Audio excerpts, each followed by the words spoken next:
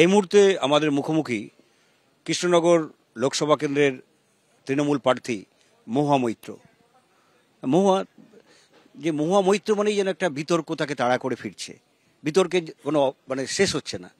এই যে আপনাকে ঘিরে এত বিতর্ক, আপনি ব্যক্তিগতভাবে আপনার উপলব্ধি কি? আপনি কি এটাকে এনজয় করেন? দেখুন, এটা বিতর্ক কেন লোকে তৈরি করে আমাকে নিয়ে আমি অত চিন্তা করি না। এখন যখন করে তখন সেটা নিয়েই থাকতে হবে। তো আমি চেষ্টা করি আমার যা কাজ করণীয় সেটা আমি করে যাই। এখন লোকে যদি আমার সম্বন্ধে কথা বলতে ভালোবাসে তাহলে আমার কিছু করার নেই। আমি সেই অ্যাটিটিউড নিয়ে দেখি এটা। এই রাজনৈতিক কারণেই কি এত বিতর্ক হচ্ছে আপনাকে নিয়ে? দেখুন, আমি বোধহয় খুব ট্রেডিশনাল যেটা একটা মোল্ড, একটা কাটফিট, একটা সন্দেশের একটা একটা কাট আউট, সেটাতে হয়তো আমি ফিট করি না। তাই জন্য লোকে এরকম ক্যারেক্টার যখন দেখে রাজনীতিতে তখন তারা ওরা চায় যে সবাই এক ওয়ান সাইজ ফিটস অল, সেটা যাহাতো আমার ক্ষেত্রে প্রযোজ্য নয়, তখন তারা হয়তো বিতর্ক করে। সেটা নিয়ে আমি আবার বলছি, আমি কোনো ভাবনা চিন্তা করি না। কৃষ্ণনগর এই লোকসভা কেন্দ্রের প্রচারে ইতিমধ্যেই প্রধানমন্ত্রী এসছেন, হয়তো আবার তিনি প্রচারে আসবেন। পাশাপাশি এখানকার আপনার বিরুদ্ধে যে বিজেপি প্রার্থী অমৃতা রায়, তার সঙ্গে তিনি টেলিফোনে কথাবার্তা বলছেন। এটা কি আপনার উপর কোনো মানসিক চাপ তৈরি হচ্ছে? না, আমার খুব ভালো লাগছে, কারণ একটা কেন্দ্রে প্রথমবার প্রধানমন্ত্রী আসছেন, আবার আসবেন, 3বার হাসবেন, তারপরেও বিজেপি কেন্দ্রটা হারবে, তা খুব ভালো হবে।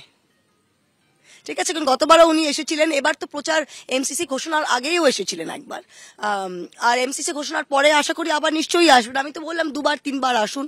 গতবার তো ওরা 21 সালে ডেলি প্যাসেঞ্জারই করেছিল, কিন্তু তাতেও কোনো লাভ হয়নি। তো আমি চাই তিনি আরো 2-3বার আসুক, তারপর যখন বিজেপি এখানে হারবে তখন ভালো হবে।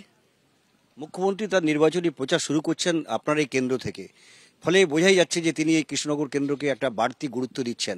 এটা কি আপনার প্লাস পয়েন্ট? আত্মবিশ্বাস বাড়ছে? আত্মবিশ্বাসটা খুবই বাড়ছে, কারণ দিদিমণি আমাদের লিডার, আর উনি প্রথম প্রচারটা এখান দিয়ে শুরু করছেন। নির্বাচনের মুখে আপনার বাড়িতে, আপনার অফিসে 4টে জায়গায় সিবিআই হানা হলো, আপনাকে ইডি বারবার ডাকছে, তা আপনি কি কোনো ভয় পাচ্ছেন? না, আমি ভয় জিনিস কি সত্যি জানি না।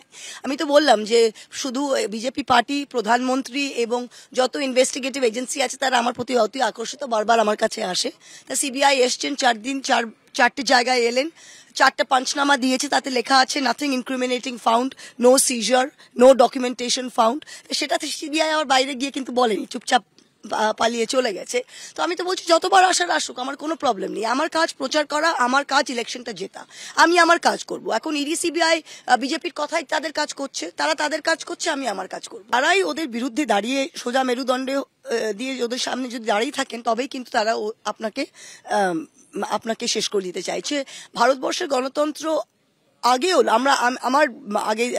আমার রাজনৈতিক জীবন শুরু হওয়ার আগে শুনেছি এমার্জেন্সি ছিল, কিন্তু আজ সেটা কি ছিল আমি ঠিক জানি না, বা বাবা মার মুখে শুনেছি। কিন্তু আজকের দিনে যেটা হচ্ছে সেটা বোধহয় ভারতীয় গণতন্ত্র, আমি বলবো যে একেবারে টুটি চেপে দেওয়া হচ্ছে। আর এটা আজকে রাষ্ট্রপুঞ্জ থেকে আরম্ভ করে, আমেরিকা থেকে আরম্ভ করে, জার্মানি থেকে আরম্ভ করে সবাই বলছে what is happening to Indian democracy. Sitting chief মিনিস্টারকে বাড়ি থেকে তুলে আপনি গ্রেপ্তার করছেন, আপনি প্রত্যেকটা বিরোধী পার্টির এগেনস্টে 85% ইডি কেস বিরোধী পার্টির এগেনস্টে, 142টা সাংসদকে আপনি সাসপেন্ড করলেন, আপনি 1700 কোটি টাকার আয়কর দপ্তরের প্রধান বিরোধী পার্টির এগেনস্টে লাগাচ্ছেন, আপনি রোজ রোজ এগুলো করছেন। মানুষ কি দেখছে না? আসলে ইডি, সিবিআই, এনআইএ, আইটি, ওদের একটা, আমাদের যেরকম মহিলা কংগ্রেস, ছাত্র, যুব এই সংগঠন আছে না, ওদের ইডি সিবিআই এগুলো ওদের এখন বিজেপি পার্টির সংগঠন হয়ে গেছে। আর ইলেকশন কমিশনের ঠিক তাই অবস্থা। ইলেকশন কমিশন আগে আমরা ভাবতাম নিরপেক্ষ, এখন ইলেকশন কমিশনারকে যে পিক করার, চুজ করার যে পদ্ধতি, সেখানে প্রধানমন্ত্রী এবং অমিত শাহ ছিলেন, 2/3 আর 1/3 অধীর দা 1/3, সেখানে সবসময় যেটা বিজেপি চাইবে সে তাকেই পিক হবে। তাই কোনো নিরপেক্ষ ইনস্টিটিউশন বলে আর কিছু ভারতবর্ষে নেই, এটা খুবই ডেঞ্জারাস। তো আমরা সেটা বিরোধিতা করছি, এখনো সোজা দাঁড়িয়ে সেটা করছি বলেই আমাদের পেছনে লাগা। শুভেন্দু অধিকারী তিনি এক ধাপ এগিয়ে বলছেন যে মহুয়া মৈত্রকে গ্রেপ্তার করা উচিত, আপনি কি গ্রেপ্তারির আশঙ্কা করছেন? শুনুন, এখন আমার জীবনে অত অবনতি হয়নি যে শুভেন্দু অধিকারীর কথার আমাকে উত্তর দিতে হবে। এই জামানায় যদি আমাদের গ্রেপ্তারও হতে হয় মানুষকে দেখাবার জন্য যে বিজেপি যে কি জিনিস, তাহলে আমরা সবাই রাজি। কৃষ্ণনগর আসুন তৃণমূলের, আগামী দিনও তৃণমূলেই থাকবেন, মার্জিনটা আর একটু বাড়িয়ে বিজেপির মুখে ঝামাটা ভালো করে ঘষে দিতে হবে। আপনার বিরুদ্ধে যিনি প্রার্থী তিনি রাজপরিবারের বধূ, রাজনীতিতে নবাগতা, আর আপনি হচ্ছে একটা পোরখা রাজনীতিক, ফলে আপনার এই যে লড়াইটা অনেকটা সুবিধা হয়ে গেল, না রাজবাড়ির বধূ হিসাবে আপনার উপর চাপ তৈরি হলো? দেখুন, এই সাংবিধানিক গণতন্ত্রে আমি তো বলি যে বাঙালিদের কাছে শুধু রাজা রামমোহন রয় আর রানী রাসমণি, এর ওপরে কোনো রাজা রানীর আমরা গুরুত্ব জানি না। আর যেই প্রার্থী হোক আমার কাছে তার ব্যক্তিগত কোনো ডিসকাশনের কোনো জায়গা নেই। আমার বিরুদ্ধে প্রার্থী হচ্ছে বিজেপি পার্টি। সন্দেশখালী কাণ্ড নিয়ে বিজেপি বিশালভাবে প্রচার করছে, আপনি তো বিভিন্ন নির্বাচনী প্রচারে যাচ্ছেন, সেক্ষেত্রে কি সন্দেশখালী কাণ্ড নিয়ে আপনাকে কোনো প্রশ্নের মুখোমুখি হতে হচ্ছে? বিশেষ করে মহিলা ভোটাররা কি কোনো প্রশ্ন তুলছেন? না, সন্দেশখালী ইনসিডেন্টটা বিজেপি যেরকম ফুলিয়ে ফাপিয়ে অল্টারনেট রিয়ালিটি হয় না, যখন ভিডিও গেমে দেখি ওরকম তুলে ধরেছে যে বাংলা পুড়ছে, বাংলার মানুষ কিন্তু বাস্তবটা জানে, আর এটা নিয়ে আমাকে কোনো প্রশ্নেরই সম্মুখীন হয়নি। কৃষ্ণনগর এবারে শুধু আমাদের রাজ্যে না, রাজ্যের সীমানার বাইরেও গোটা দেশে একটা নজর কাড়া কেন্দ্র, ফলে আমাদেরও নজর থাকবে যে এই নির্বাচনের ফলাফলের দিকে।